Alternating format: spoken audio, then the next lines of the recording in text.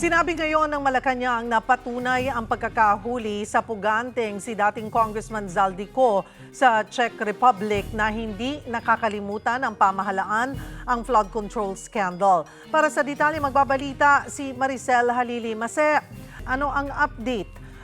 Reaksyon ng palasyo dito sa pagkakadakip nga kay dating Congressman Zaldico?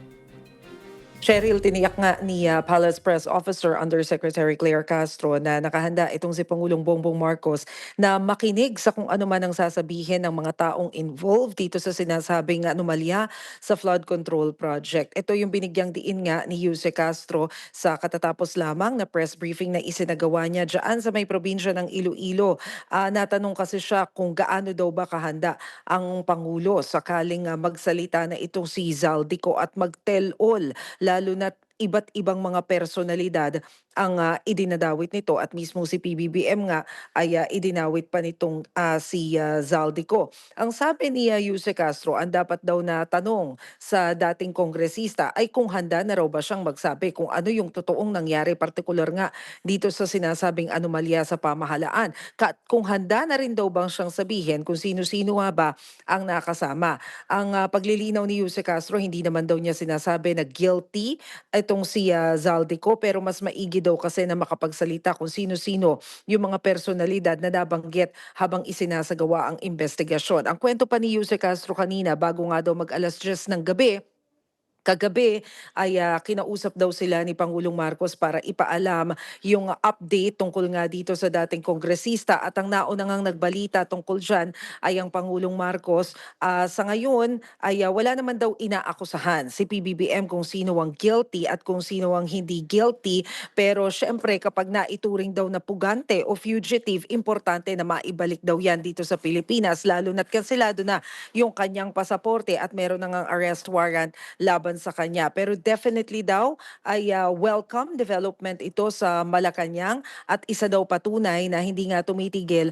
ang pamahalaan doon sa isinasagawang investigasyon tungkol sa flood control project, hindi kagaya ng puna ng ibang mga tao. Cheryl?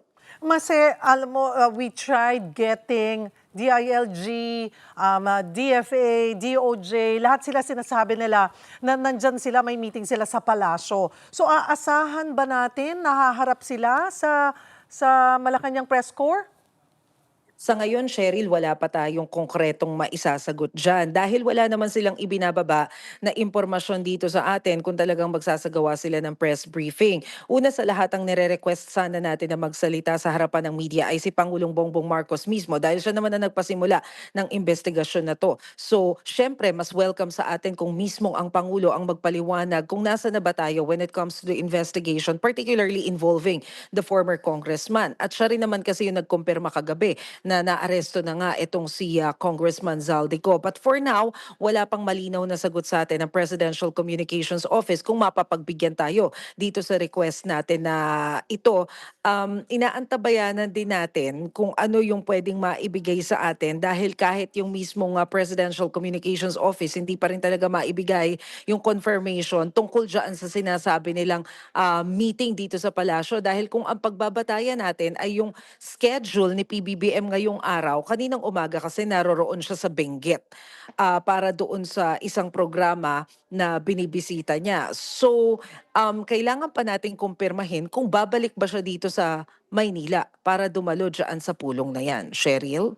Mase, wala bang nabanggit din si Yusek Claire or yung mga officials dyan, paano who's gonna be on top of this case, ano, na sino yung talagang tututok sa mabilis na pagpapauwi dito kay Zaldico, yung other details, like nung siya ay naharang sa border ng Germany, may kasama ba siya na family members? Bakit siya hinarang, anong documentation na ang mali, at kamusta rin yung kanyang sitwasyon. Yung mga ganong bagay, wala ano. Wala pa so far, pero Cheryl, kung ang pagbabatayan natin yung mga initial na pahayag ni Interior Secretary John Vic Remulla, mukhang aantabayanan pa talaga natin kung ano yung mangyayari. Mukhang hindi rin daw niya dala yung kanyang mga pasaporte, kaya siya nahuli. Pero kung ang titingnan natin ay yung post ni PBBM, Ang nasabi niya lamang do'n kulang ng dokumento kaya naharang doon sa may Germany border. Pero as of now, nasa authorities ng Czech Republic. Other than that, wala pa tayong alam. Sinabi rin kanina ni Sec. Remulla na ang Department of Foreign Affairs yung mangunguna dito sa hakbang para maipabalik etong si Zaldico dito sa Pilipinas. Pero kasi ang hinihintay din natin yung mas detalyadong proseso at malinawan kung paano mapapauwi dito kung meron o wala tayong extradition treaty with the Czech Republic. At Cheryl. yung issue na may hawak siyang Portuguese na pasaporte, 'di ba? Oo. Ayun. Alright. Pero so far wala pa tayong detalye, Cheryl. Okay, maraming salamat for the update, Maricel Halili.